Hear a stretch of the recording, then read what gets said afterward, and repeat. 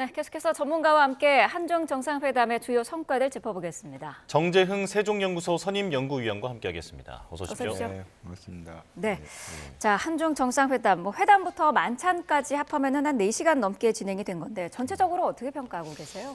예, 저는 개인적으로 이번에 한중 정상회담이 매우 성공적으로 이루어졌다고 생각이 들고요. 네. 가장 중요한 거는 이제 한중 관계를 이번에 얘기했듯이 전면적 복원을 하겠다. 저는 이 부분이 제일 중요한 이번 한중 정상회담의 그 부분이 아닌가 생각합니다. 예. 네. 그런데 일각에서는 네. 우리가 에이펙 때 메가 이벤트에 너무 익숙해져서 그런지 네. 어떤 실질적인 성과가 없는 게 아니냐. 뭐 네. 분위기는 좋았던 것 같은데 이렇게 네. 비판이 나오기도 하더라고요. 어떻게 보십니까?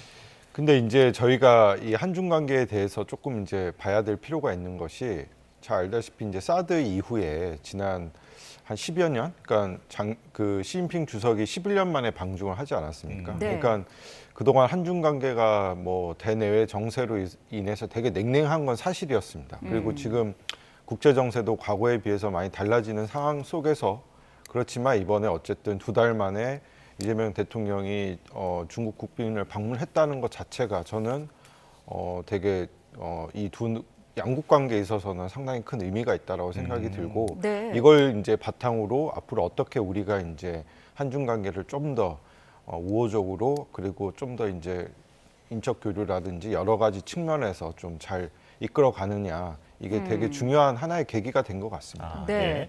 시 주석도 네. 올해 처음으로 만나는 이제 외국 네. 정상으로 이제 이재명 대통령을 선택했다는 거는 네. 아무래도 한중 관계 발전에 중국도 무게를 두고 있다 이렇게 네. 분석해도 될까요? 네, 당연히 중국 입장에서는 어쨌든 한국이 중국과 이웃 국가지 않습니까? 네. 근데 지금 중일 갈등도 있고 대만 문제가 있는 이런 복잡한 상황 속에서 한국까지 만약에 중국과의 갈등이 된다고 했을 때 중국의 입장에서는 상당히 또 불편한 건 사실이거든요. 네. 그래서 그런 측면에서 보게 되면 어쨌든 좀 한중 관계를 좀 우호적으로 만들어 가는 것이 중국 입장에서도 중요한 부분이라 생각이 들고요. 저는 이번에 한중 관계에 있어서 중요한 부분은 특히 민생, 경제 이런 좀 실질적인 협력을 다지는데 되게 좀 중요한 포인트를 저는 두고 있습니다. 네. 그리고 중국 역시 그 부분을 되게 중요하게 보고 있어서 앞으로 조금 더 이제 실용주의적인 그리고 좀 현실 민생 중심의 이런 관계를 좀 만들어 갈 수 있는 좋은 계기가 된 것이 아닌가 생각이 듭니다. 예. 네. 그리고 이 정상회담 전에는 사실 하나의 중국에 대한 원칙을 좀 네. 명시적으로 동의할 것을 요구하지 않겠느냐, 네. 좀 무리한 요구가 있을 수도 있다라는 그런 걱정도 있었는데 네. 그런 분위기는 아니었던 것 같네요.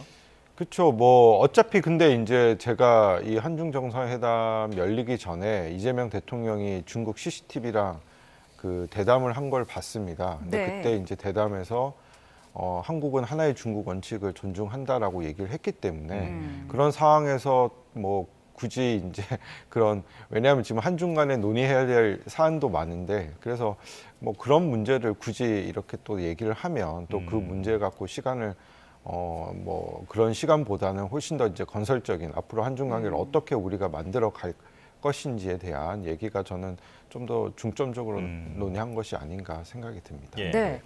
한중 정상회담에서 이제 남북 관계 이야기도 나왔습니다. 일단 네. 우리가 주로 그 부분을 이야기를 했고 중국의 네. 건설적인 역할을 요구를 했는데 네. 중국의 창의적인 방안을 얘기했거든요. 네. 이거는 어떤 의미일까요?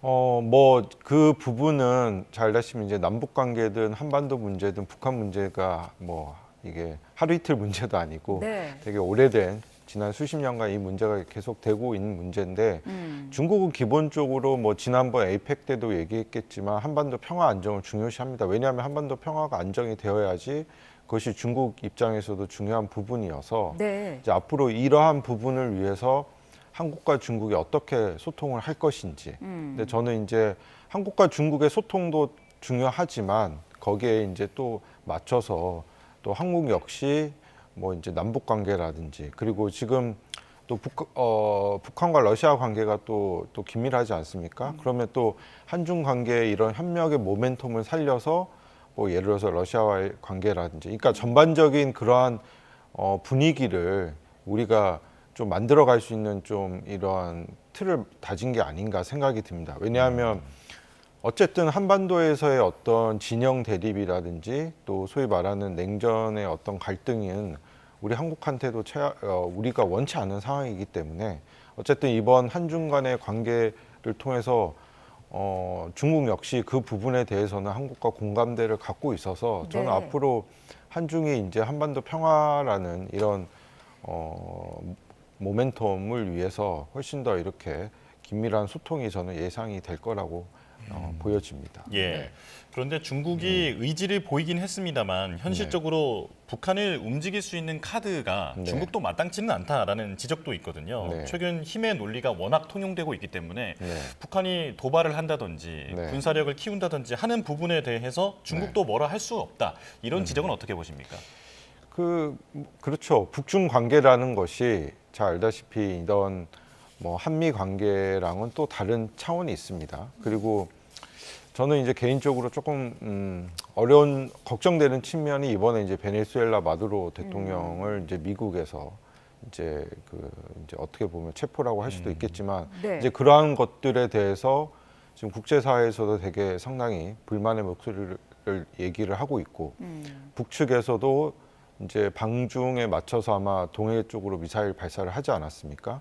이제 이러한 전반적인 국제 정세 흐름을 봤을 때 과거에 비해서 훨씬 더 이제 어려운 측면은 있죠. 근데 이제 문제는 어렵다고 해서 우리가 그러면 이 문제를 그냥 손을 놓고 있냐? 그건 아니고 이제 어떻게 하면 이런 어려운 측면 속에서도 한국과 중국이 서로 소통을 하고 그리고 그 소통 속에서 예를 들어서 이제 남북 관계라든지 뭐 북한과 미국 관계라든지 이런 부분들을 우리가 이제는 조금 더 다른 창의적인 방안, 그러니까 과거에 우리가 얘기했던 이제 남북 관계라든지 이런 것들이 주로 이제 북미 관계라든지 뭐 트럼프 대통령과 김정은 뭐 위원장의 만남을 통해서의 고민을 했다고 하면 이제는 우리가 조금 더 시각을 이제 조금 더 다른 측면에서 그러면 중국과의 협력을 통해서 그러면 우리가 남북 관계라든지 뭐 예를 들어서 뭐 북미 관계라든지 이런 측면을 할 수 있는 그런 고민도 해야 되지 않을까 개인적으로 그렇게 생각이 듭니다. 네. 중국이 무단으로 설치한 네. 서해 잠정 조치 수역의 구조물 문제도 이제 네. 논의를 했습니다만은 네. 뭐 소통 노력을 계속하자라는 선에서만 네. 이야기가 된 것 같아요. 어쨌든 네. 우리 측에서는 구조물을 철거하는 거를 네. 요구를 하고 있는데 네. 이거를 중국이 받아들일 가능성도 있을까요?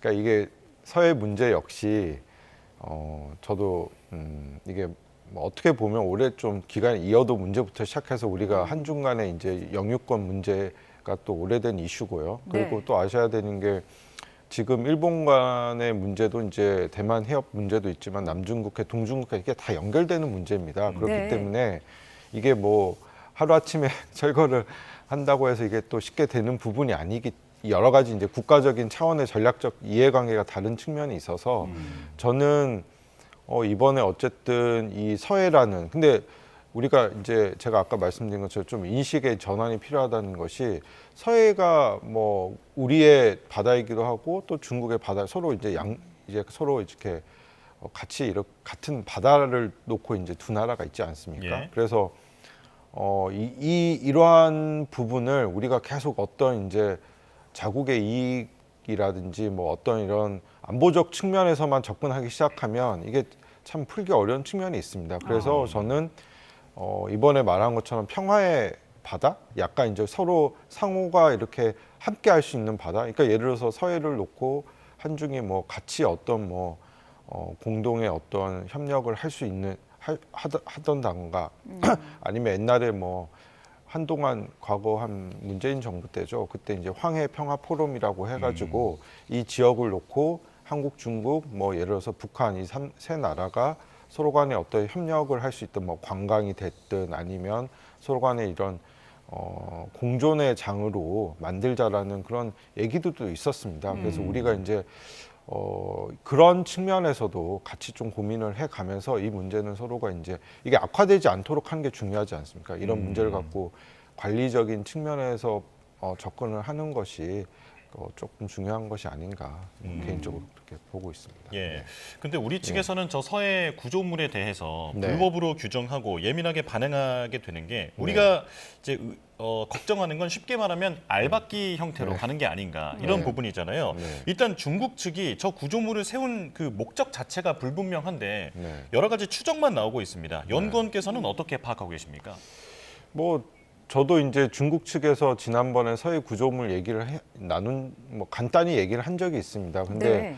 거기에다 중국이 이제 대규모 양식 그런 시설을 만들었다고 하더라고요. 그러면서 이제 중국이 알다시피 지금 그 이제 한국과는 다르게 중국이 좀 대륙 국가인데, 예. 근데 요즘 이제 그 중국 사람들이 그 뭐죠? 이제 생선 소비량이 엄청 늘어났다고 합니다. 그래서 양식 같은 것들을 지금 많이 하고 있어서 이제 그런 측면도 있는 것 같고요. 그러니까 이제 뭐 그건 중국의 측면도 있고 예.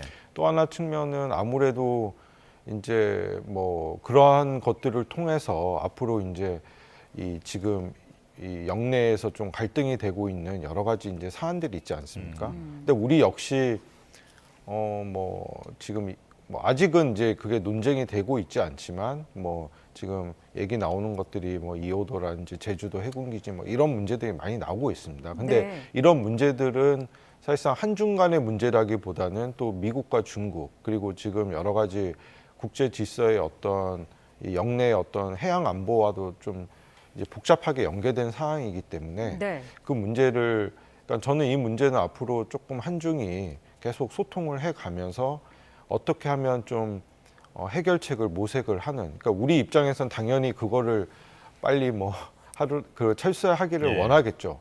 그렇지만 중국도 중국 나름대로 또 그런 또 접근 인식이 있기 때문에 그러니까 뭐 지금 중일 간의 갈등과 또 비슷하지 않습니까? 일본은 뭐 대만 문제가 뭐 되면 또 중국 역시 거기에 대해서는 그러니까 이런 문제들이 이게 뭐 빠른 시간 안에 해결되기는 또 어려운 부분이 많습니다. 그래서 저는 아까 말씀드린 것처럼 이번에 이런 어쨌든 그렇지만 한중이 이번에 이런 정상 간의 소통을 통해서 앞으로 이런 문제를 관리해 나가고 해결해 나가기로 얘기를 했어서 저는 이 부분도 앞으로 소통을 통해서 협상을 통해서 충분히 문제 해결이 될 거라고 생각합니다. 뭐 네네. 그렇게 네. 좀 봐야 되지 않을까 싶습니다. 예.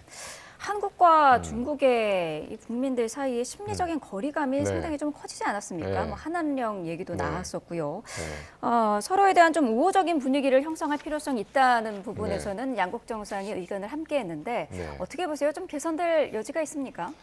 네, 뭐 저는 그래도 어쨌든 이번에 방중을 통해 가지고 중국 내 이러한 언론들에 나온 것들을 제가 어제 스크린을 좀 했는데 네. 이재명 대통령에 대한 호감도가 되게 많이 높아졌고요. 어, 그리고 이제 참고로 말씀을 드리면 뭐 지난 윤석열 정부 때 한중 관계 워낙 좋지 않지 않았습니까? 소위 가치 외교 뭐 이런 것들을 통해서 한중 관계 불편을 했었던 건 사실이고 네. 근데 어쨌든 지금 우리 정부가 얘기하는 것이 국익 중심의 실용 외교라는 그런 것들. 그러니까 어느 한 국가에 편중되는 것이 아니라 모든 주변 국가들과 우호적인 관계를 맺겠다라는 그런 노선을 얘기하고 있어서 이제 그런 측면에서 중국에서도 되게 한국에 대한 이제 입장이 많이 변화되고 있는 것 같고요. 그리고 기본적으로 지난번 대선 때 이렇게 살펴보면 중국이 이재명 대통령에 대한 호감이 좀 많은 것 같습니다. 네. 국민들의 인지도가.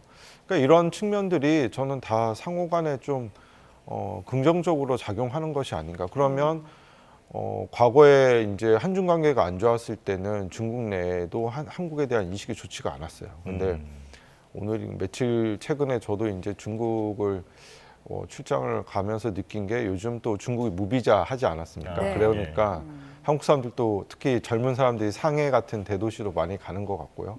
그리고 중국도 관광객들이 요즘에 많이 오는 것 같아요. 뭐 비행기 보면 중국 관광객들 꽉 차 있고. 네. 그래서 이런 것들이 저는 기본적으로 뭐 당연히 이제 그렇다고 뭐 이게 하루아침에 확 그렇게 되기에는 좀 이제 시간이 필요하겠지만 그래도 지금 분위기는 전반적으로 되게 긍정적인 분위기로 지금 흘러가고 있는 것 같습니다. 그래서 네. 앞으로 우리가 이런 흐름을 잘 살려서 인적 교류라든지 경제 협력 같은 것들을 우리가 앞으로 잘 만들어가는 것이 되게 중요한 것이 아닌가 좀 보여집니다. 네.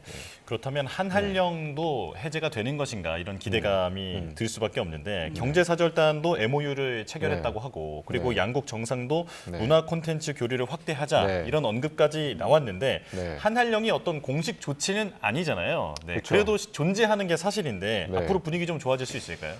저는 한한령도 뭐 당연히 우리의 입장에서 한꺼번에 확 좀 뭐 K-팝이라든지 뭐 드라마, 한류 뭐 이런 것들 우리의 가장 한국이 갖고 있는 강점이긴 한데 네. 그것들도 저는 점진적으로 좀 좋아질 것 같습니다. 어쨌든 이러한 부분은 정치적인 영역이 또 중요하지 않습니까? 그러니까 두 나라의 관계라든지 국민들의 어떤 기본적인 분위기라는 것들이 결국에는 이런 대중문화라든지 이런 한한령 간의 관계에도 직접적인 영향을 미치고 있기 때문에 이번에 어쨌든 한중 간의 이 정상 간의 회담 이후에 분위기가 많이 좋아지고 있어서 저는 앞으로 이러한 뭐 한국의 좀 유명한 가수라든지 뭐 이러한 뭐 이 K컬처라고 할 수도 있겠죠. 이러한 부분들이 앞으로 중국 내에서 과거에 비해서는 훨씬 더 저는 분위기가 좋아질 거라고 생각이 들고요. 그리고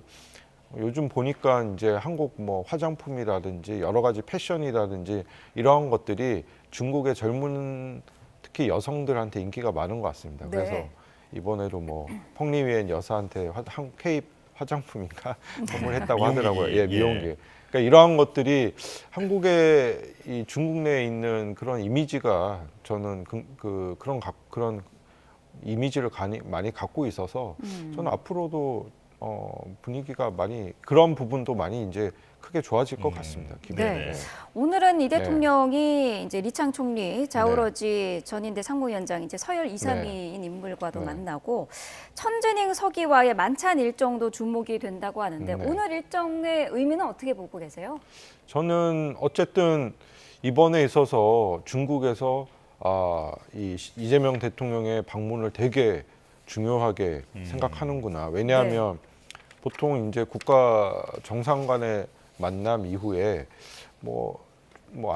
보통은 국무원 총리 정도 만났는데 이번에는 리창 서열 2인 리창 총리랑 서열 3위인 전인대 짜오러지 위원장을 네. 만났다는 것은 한국에 대해서 상당히 중요하게 생각하고 있다는 걸 저는 보여주고 있는 것이고 또 하나는 이번에 상하이시 천지닝 당서기와의 면담 역시 네. 저는 되게 중요한 게 잘 알다시피 중국의 경제 수도가 어디겠어요? 상해죠. 상해가 어떻게 보면 중국에서 제일 경제적으로 가장 좀 큰 도시이고 그리고 지금 아까 말씀드린 것처럼 한국의 젊은 사람들이 제일 많이 찾는 도시 또 상해예요. 그러니까 여기 계신 분들 중에 상해 가신 분들도 계시겠지만 다른 중국 도시와는 좀 느낌이 달라요. 아무래도 네. 국제 도시고 또 거기에 대한 중국 내 영향력이 워낙 큰 도시인데 거기에 최고 당서기가 보통 이제 그 중국 내에서는 최고 그 상해에서는 최고 1인자거든요. 그리고 이 사람이 향후에 또 중국의 차기 그 국가 지도자도 얘기가 되고 있는 그러한 또 유력한 인사인데 그러한 서기와 이제 대통령이 이재명 대통령을 이제 이렇게 예우를 해준다는 거는 중국이 이번에 어쨌든 이재명 대통령의 방중을 상당히 예우를 해주고 있고 되게 중요하게 생각하는 것이 아닌가. 저도 되게 좀 의미 있는 중국의 조치가 있어 보이는 것 같습니다. 네. 미래 권력과의 네. 소통까지도 좀 열어두는 점이 네. 의미가 있다 이렇게 네. 정리를 하겠습니다. 네. 정재흥 세종연구소 선임연구위원과 함께했습니다. 고맙습니다. 네, 고맙습니다. 감사합니다. 네.